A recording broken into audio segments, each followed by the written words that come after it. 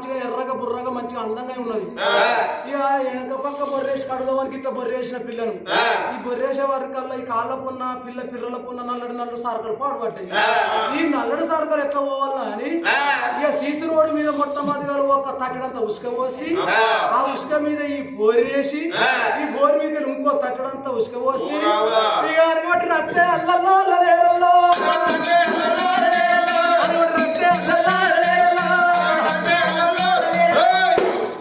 అంతే అట్లా అట్లా సబ్బులు లక్స్ సబ్బు లైబై సబ్బు బేబీ సబ్బు మైసూర్ శాండల్ సోపు ఇవన్నీ పెట్టాలి తెల్లగా అవుతారు. నా పాసల సబ్బులకి ఇప్పుడు మోపైన కానీ ఆ సిట్టి నేను ఆ దర్వాజాలో కూర్చున్న సిట్టి ఇక్కడ బాణంత కట్ట కట్టి ఈ సిట్టి ముందర కూర్చున్న చూడు ఇద్దరు కామారెడ్డి సిట్టి వీళ్ళందరూ మేము ఆ తండ్రి మనసులో ఎందుకంటే ఆ తండ్రి మనం పుట్టినప్పుడు షెట్టికి సబ్బులు ఉన్నాయా బర్రెపెండ బద్దుసుకేసి మంచిగా రాకితే కడుపులో కైలు వచ్చినట్టు లేవు మనమందరం. ఇప్పుడు అన్ని సోపులు పడుతున్నారు సబ్బులు రాస్తారు కానీ ఆనాడు 7 దాశకాంతాలు ఆడక పుట్టిన ఆడి వీళ్ళకు కన్న తల్లికి తాను పోసిండు. అప్పటి కానీ రక్తం లోపల గిట్ల పుట్టిన పిల్ల తుమ్మినట్టు ఉంటే రాజ్యాన గండమవును దేశాన గండనవును తల్లిదండ్రి గండనవును అని పుట్టిన ఆడి వీళ్ళను తడిబిడతాను ఏ పిచ్చి గాడు బంగారు పొత్తులు వరిసి పొత్తుల్లగా బిడ్డను వండగట్టుకొని దర్శనం వేడికి తీసుకొచ్చిందయ్యా దాసి వాళ్ళు నీ కన్న సగం సుక్కోరు నా కన్న సగం సుక్కోరు నీ కడుపు లోపల అటువంటి అందమైన బిడ్డ వచ్చింది. కడిగినము గాలిచ్చినము గోలిచ్చినము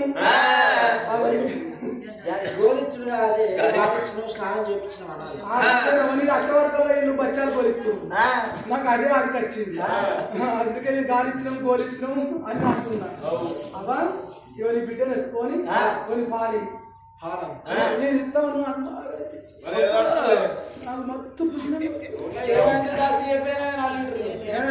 మొక్కలో గుడి గంగారాం వచ్చి ఆయన మాకుండా వేయడం అనుకుంటాను.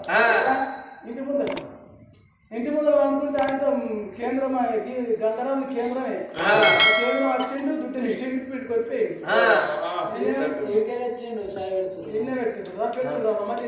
చక్కెర తక్కువ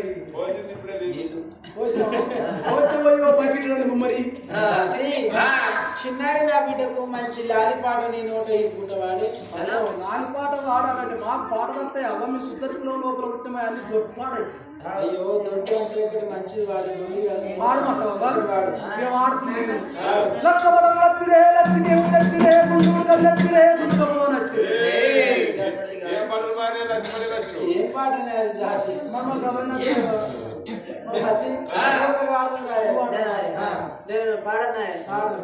పాడుతున్న పాట పాడితే మరి ఏమంటారు మరి ఏమంటావా మేము మరి ఓటుతాయి పాటలు మంచి వేసి దుప్పటేసి మళ్ళీ పూలు తెల్లాడు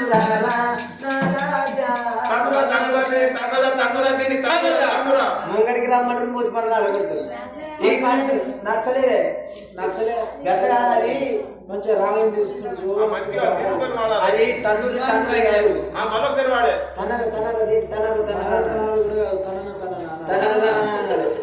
సరికి రోజు తిరుగుతలేదే మంచిదా మొదటిసారి ముద్దు పెడితే ఎలాగుంటది దీని కాళ్ళ సందున కారం పెడితే ఎలాగుంటది పడుతుంది పాటలు అవి చెక్క లాలి పాటలు గిట్టు పడతారా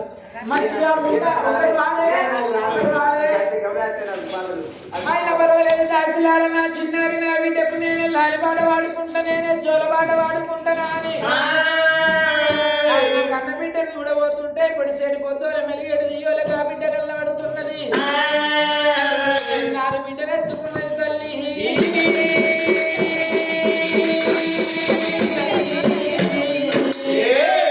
చిన్నారి బిడ్డను ఎత్తుకున్నది లాలి పాటలు జోల పాటలు వాడుతున్నా అని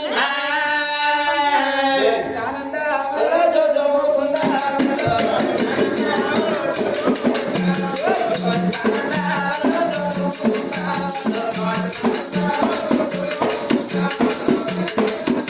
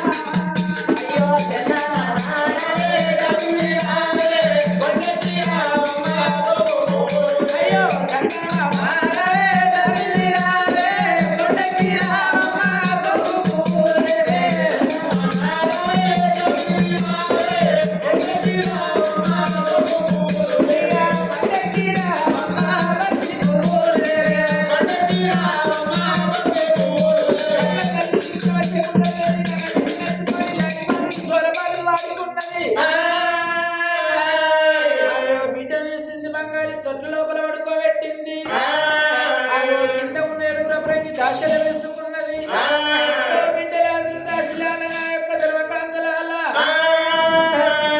రాజుల కచేరి మీద నా భర్త రాజ్యం వెళుతున్నాడు దేశం వెళుతున్నాడు నాకు బిడ్డ ఉంటే ముచ్చట నా భర్తకు తెలిసిందో తెలియకపోయాను మీరు ఏడుగురు దాసి వాళ్ళు వెళ్ళిపోయి బిడ్డ పుట్టిన ముచ్చట నా భర్తతో చెప్పిరా పోయి నా బిడ్డ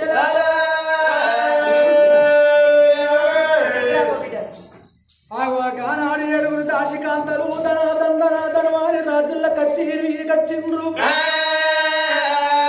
కచేరి మీద ఉన్న రాజాకర్ రాజు శంకుపోయిన రాజుకు వంగిపోయి వందనాలు పెట్టిండ్రు దాగిపోయి దంతాలు పెట్టిండ్రు ఎందుకొరకు వచ్చిండ్రు బిడ్డలాల మీకేం పని కలిగింది రాజుల కచేరి మీదికి అటువంటి సభ చేసి కూర్చున్న సైవం లోపల ఆడవాళ్ళు వచ్చటానికి సెలవు లేదు ఏం పని కలిగిందా అని రాజు ఏనాడు కోపానికి వచ్చిండో రాజమంద్ర అటువంటి మీ భార్య మమ్మల్ని ఓరించింది నీ వచ్చిన అయ్యా నీ భార్య గర్భం లోపల సక్కదనాల సుక్కోలు ఒక్క బిడ్డకు జన్మనిచ్చింది నిన్ను కోరి రమ్మన్నదయ్యా అని చెప్పి ఏడుగురు దాశకాంతలు రాజుతోని అప్పంగా అటువంటి రాజాకర్ రాజు శంకుమైన మా రాజు సంబరపడుతుండు సంతోషపడుతుండు కేలీషపడుతుండు మేలీషపడుతుండు చేతుల మీద ఉన్న ఉంగరాలు తీసి దాసి వాళ్ళకు దానం చేసిండు లోపల ఉన్న బంగారు గొలుసులు తీసి దాసి వాళ్ళకు దానం చేసిండు నేను వస్తున్నా అని నా భార్యకి చెప్పుకోండి బిడ్డలాలని ఏడుగురు దాసులను ఏనాడు పంపించిండో ఏడుగురు దాశకాంతలు వెళ్ళిపోయి రానికి చెప్పని గాని శంకుపోయిన మహారాజు బిడ్డ పుట్టిన సంబరమైన గడియ లోపల సంతోషమైన గడియ లోపల పట్నం మీద డబ్బు సాటింపు చేపించిండు అడుగులారా ఈ కాడికి అటువంటి 20 రోజులకు 21 రోజు ఎగదాకా ఎవరింటి లోపల పొయ్యి అంటి పెట్టద్దు పోగెళ్ళద్దు నా ఇంటి లోపల అన్నదానం పుణ్యదానం చేస్తున్నా నా ఇంటి లోపలికి వచ్చి భోజనం చేసి పొమ్మన్నాడు అదే సంబరమైన గడియ లోపల రాజు దగ్గర 100 ఎకరాలు 1000 ఎకరాల భూమి జమాను ఉన్నాడు బిడ్డ పుట్టిన సంబరమైన గడియ లోపల మనిషికొక్క ఎకరం దానం చేసిందయ్యా శంకువైన మహారాజు మనిషికొక్క ఎకరం పట్ట అనుకుంటా వేసుకుంటా వచ్చిండు దానం పంచి పెడితే ఒక 12 ఎకరాల అటువంటి అంత బిగడ భూమి మిగిలింది 12 ఎకరాలల్లా అటువంటి పెద్ద కొడుకుకు 6 ఎకరాలు చిన్న కొడుకుకు 6 ఎకరాలు పట్ట వేసిండు ఒక్క అంత బిగడ భూమి మిగిలితే తన చేతి కింద ఉన్న మంత్రి కొడుకు మల్లయ్యకు దానం చేసిందయ్యా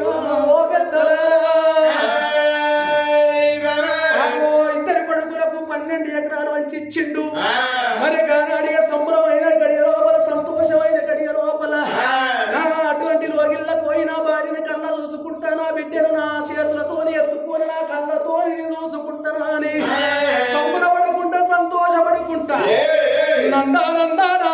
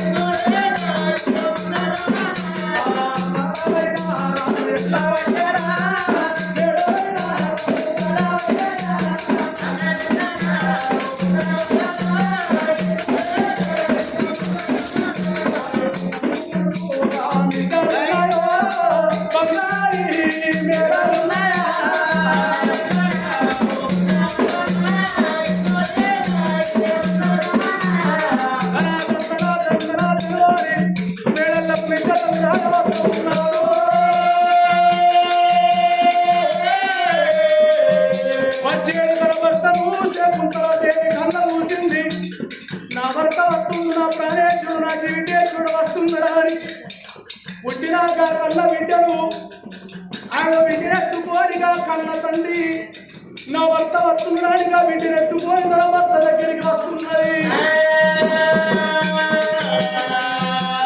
నాదా మనకొక బిడ్డ వచ్చిందయ్యా, ఇద్దరు కొడుకులతో ఒక్క బిడ్డను కనాలనుకున్నాము, కన్నాము, సంతోషమైందని చెప్పి ఏనాడైతే బిడ్డను చేతులు పెట్టంగా గా బిడ్డను ఎత్తుకున్నాడు రాజు.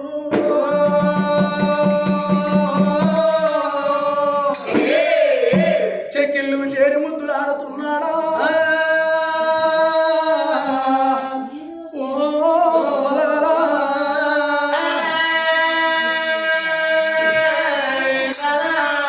నా బిడ్డ నువ్వు ఉంటాలని బిడ్డు ఓటి రోజులు పల్లారు మళ్ళీ కట్టినవు, చరిత్రలు తిరిగినవు, రమణీయ బంగారం ఎత్తినవు, ఇలా మా గర్భానికి వచ్చినవు, మాకు ఆనందం సంబరం అనిపించింది. అని కన్న బిడ్డలు ఎత్తుకొని సంబరమైన గడియ లోపల ఓరి కైలాసము కలుగా ఉన్నది, కైలాసము కలుగా ఉన్నది.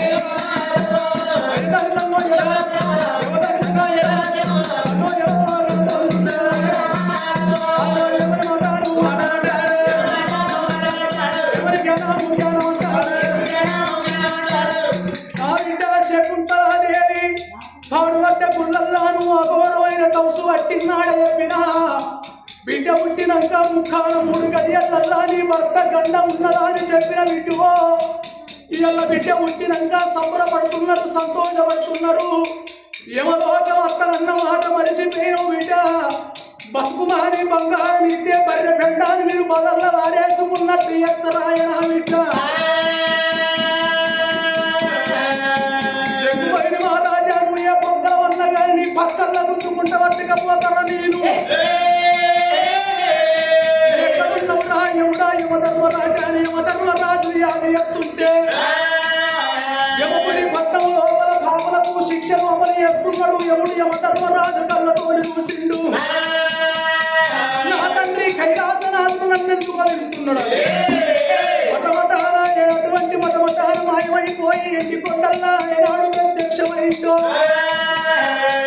ఆయన శంకర ఆగో నన్నెందుకు ఆది చేసినవు తండ్రి, నన్నెందుకు పిలిచినవు, నీకు వచ్చిన బాధలేంది, నీకు వచ్చిన కర్తగారం ఏమిటి, నాతో చెప్పు అని యముడు యమధర్మరాజు అడిగినాడు. యమధర్మరాజా బుద్ధిగల్ల పట్నం పూర్వక నగరము లోపల శంకుపోయిన పట్నం ఒక్కటి ఉన్నది. శంకుపోయిన పట్నాన్ని పరిపాలన చేసేవాడు శంకుపోయిన మహారాజు. శంకుపోయిన మహారాజు భార్య అడవిల్ల శకుంతలాదేవి. 2 కొడుకులు ఉండంగా 2 కోడళ్ళు ఉండంగా కొడుకులతోడ ఒక్క బిడ్డ పొలము కావాలని నా పాడుపడ్డ గుళ్ళల్లో ఘోరమైన తౌసు పట్టిన్నాడు. బిడ్డ పొలము నీరు ఓడి గట్టంగానే చెప్పిన బిడ్డ పుట్టినాక ముక్కాన 3 గడియల్ల యమలోకం పోతావు, నా బిడ్డ నీ భర్త చనిపోతానని చెప్పిన ఇంకా రాకపోయే కొడుకో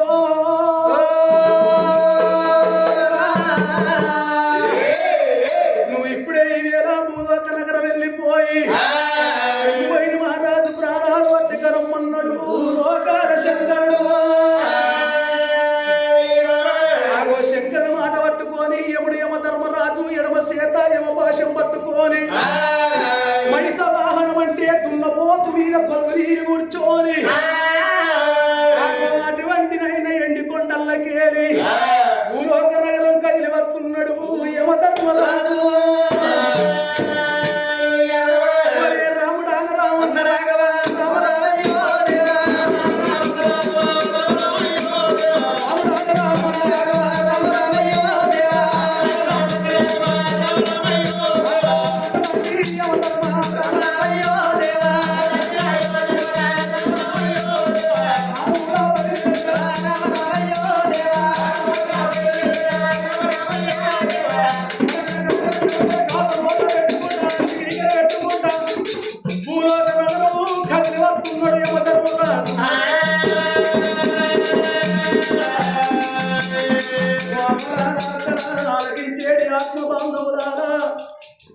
యముడు యమధర్మరాజు రాక మరి ఎవరెవరికి గంగవడతారు.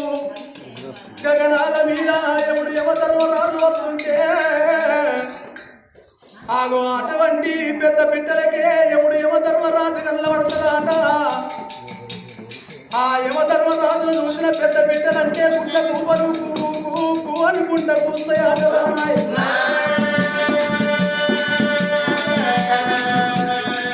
గుంట కూపలు కూసిన్నాడు. ఈ తెలిసిన పెద్ద మనుషులు ఏమనుకుంటారు, పెద్ద బిడ్డల నియమన్ను ఆడా ఇళ్ళ పెద్ద బిడ్డలు గుంటన్నాయి.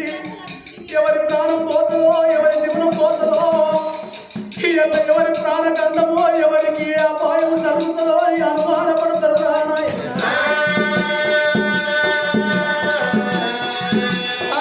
అడిగేది ఎవరమ్మా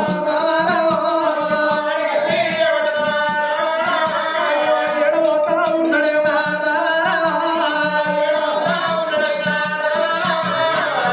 ఎక్కువైన పట్టం లోపల వెళ్ళాడు ఎక్కింది ఎవడు యమధర్మరాజు. ఆ యమధర్మరాజు వెళ్ళాడు ఎత్తయ్యా ఊళ్ళో ఉన్న బుడ కుక్కలకే ఎవడు యమధర్మరాజు వెళ్ళబడతాడు. ఆ యమధర్మరాజు చూసిన బుడ కుక్కలు మొగురుకు ముఖం పెట్టుకొని ఓ అనుకుంటా కుక్కలు ఏడుతాయట. ఆ కుక్కలు ఏడ్చిన్నాడు.